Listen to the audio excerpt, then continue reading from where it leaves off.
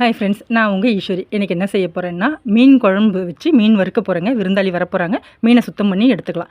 மீனை சுத்தம் பண்ணி எடுத்துகிட்டு வந்துட்டேன். சாதம் வடிக்கிறேன். இப்போ வந்து மசாலா போட்டு நம்ம பிரட்டி வச்சுக்கலாம். அதுக்கு வந்து மஞ்சத்தூள், மிளகாய்த்தூள், உப்பு, பூண்டு நல்லா தட்டி சேர்க்கணும். அது வந்து அரைச்சி ஊற்றுறதோட தட்டி சேர்க்குறப்போ டேஸ்ட்டாக இருக்கும். லெமன் போட்டு நல்லா மேரினேட் பண்ணி நல்லா கிளறி அப்படியே வச்சிட்டோன்னா, குழம்பு வைப்போம் இல்லையா, இந்த பக்கம் குழம்பு அந்த பக்கம் மீன் வறுக்க ஆரம்பித்தா குழம்பு வச்சு கரெக்டாக மீன்லாம் போட்டு இறக்குற சமயம் மீனும் வறுத்து முடிச்சிக்கலாம்.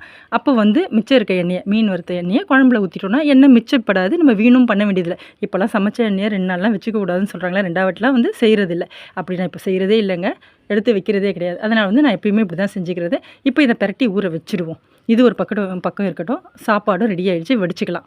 இப்போ என்னென்னா, கொஞ்சமாச்சும் நம்ம வயிற்றுக்கு ஏதாவது போடணும். இதுதான் காலைல எழுந்துச்சி மீன் பெரட்டி மீன் குழம்பு வச்சு சாதம் வடிக்கிறது தான் வேலையானா இல்லை. இதுக்கு முன்னாடி ஒரு ப்ராசஸ் போச்சு.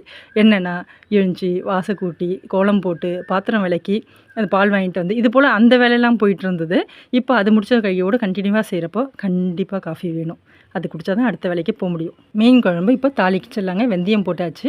வெங்காயம், பச்சை மிளகா போட்டு தான் இப்போ தாளிக்க போகிறேன். இப்போ பாருங்கள், இந்த வெங்காயம் இருக்கு இல்லையா, இந்த பல்லாரி வெங்காயத்தை இது போல் நல்லா 4ஆக அரிஞ்சு எடுத்து மீன் குழம்புல போட்டு மறுநாள் சாப்பிட்றப்போ பச்சை மிளகாவும் வெங்காயமே வேறு எந்த தொட்டுக்கவே வேணாங்க. இதுவே அவ்வளோ டேஸ்ட்டாக இருக்கும். அதனால் நான் எப்பயுமே இப்படி தான் அறிவேன். பச்சை மிளகா எடுத்துப்போம்.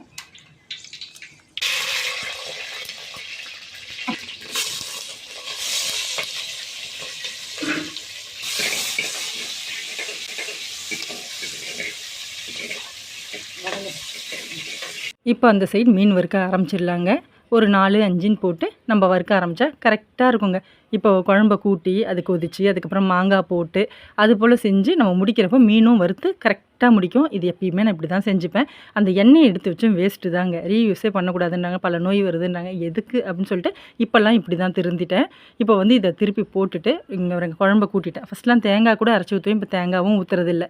இதுவே டேஸ்ட்டாக தான் இருக்கும். பச்சை மிளகா போட்டாலே குழம்பு டேஸ்ட்டாக இருக்கும். மாங்காய் போட்டால் வேறு லெவல் பண்ணோம். மாங்காய் போய் முதல்ல பறிச்சுட்டு வந்துடுவோம். நான் போய் மரத்துலேருந்து 2 மாங்காய் பறித்தேன். பறித்தா எக்ஸ்ட்ராவும் பறித்தேன். அதெல்லாம் கீழே விழுந்துருச்சு. 2 மட்டும் எடுத்துகிட்டு வந்தேன். 2த்தையும் அரிஞ்சு பார்த்தா ஒன்று கரெக்டாக மாங்காய், இன்னொன்று பழங்க. செம்ம டேஸ்ட்டாக இருந்தது. நல்லா பழுத்துருந்து பாருங்கள். நல்லா பழமாக இருந்தது. அப்புறமா அதை சாப்பிட்டுட்டேன். சமைக்கிறப்போ நம்ம சாப்பிட்டு செய்யணும். அப்படியே பசியோடையே செஞ்சால் எப்போடா சமைச்சு முடிப்போன்னு அது ஒரு மாதிரி இருக்கும். நம்ம கொஞ்சமாக வயிற்றுக்கு போட்டோன்னா எல்லோரும் சாப்பிட்டு முடிக்கிறப்போ கூட நம்மளால் வெயிட் பண்ண முடியும். இப்போ வந்து மீன் குழம்பு தாளிக்கிறப்போ நான் கருவேப்பிலை போடல, பார்த்தீங்களா? ஏன்னா நான் குழம்பு மீன் மாங்காய்லாம் போட்டு கொதித்து இறக்க போகிற ஸ்டேஜில் தான் அந்த கருவேப்பிலையே போடுவேங்க. செம்ம இனிப்பு சூப்பராக இருந்தது. மீனில் வந்து வாலெல்லாம் இந்த வாட்டி எனக்கு எப்பயுமே மீன் வந்து தலை எல்லாருக்கும் பிடிக்கும். எனக்கு எப்பயுமே மீனோட வால் தாங்க ரொம்ப பிடிக்கும். அது ரொம்ப டேஸ்ட்டாக இருக்கும். அது நிறைய சதை, அதுவும் வந்து சாஃப்டாக இருக்கா போல் தெரியும். மீனில் அந்த வாலில் வந்து 2 கோடு போட்டு தர சொல்லி கேட்டு வாங்கிட்டேன். எனக்கு ரொம்ப பிடிக்கும் அப்படி போட சொல்லி. ஏன்னா சீக்கிரமாக அதில் வந்து உப்பு காரம்லாம் சேரும். அதனால் எல்லாருக்கும் ஒவ்வொரு டேஸ்ட்டு, எனக்கு இந்த டேஸ்ட்டு.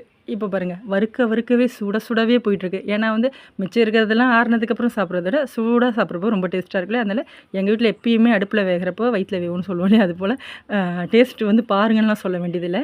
டேஸ்ட்டுக்கு மீறியும் போயிட்டுருக்கோம் உள்ளே. நம்ம வறுக்க அவங்களாவே போதும் அப்படின்னு விடுற வரைக்கும் உள்ளே அவங்க சாப்பிட்டது மிச்சம் தான் சாப்பாட்டுக்கு. இப்போ பாருங்கள், முடிஞ்சிடுச்சு. இப்போ கண்டினியூவாக வேலை முடிஞ்சு கருவேப்பிலையே போட்டாச்சு. இப்போ வந்து இது அப்படியே குழம்பு வந்து என்னென்னா கொதித்து இப்போ இறக்குறோம் இல்லையா, இறக்கிட்டு தட்டு போட்டு மூடக்கூடாது. ஏன்னா மீனில் கரெக்டாக வெந்து தான் நம்ம குழம்பையே ஆஃப் பண்ணுறோம். அப்போ மூடணுன்னா இன்னும் வந்து கரைஞ்சி ஓடிடுங்க. இது வெயில் காலம் தான். உங்களுக்கு எங்கள் அடுப்பு எப்படி இருக்குன்னு தெரியுதா? பின்பக்கம் வந்து வாசல், அங்கே தான் பக்கத்துலேயே அடுப்பு இருக்கிறதுனால காற்றடிக்கிறப்போ நல்லாவே அடுப்பெல்லாம் அணைஞ்சு போவோம். அந்த அளவுக்கு தாங்க காற்றோட்டமாக இருக்கும். பின்னாடியும் வயல். ஆனாலும் எனக்கு எப்படி வேர்க்குது பாருங்கள். தொப்பையாக நினச்சிட்டேன். இந்த வெயில் காலத்தில் அப்படி தான் இருக்கும்.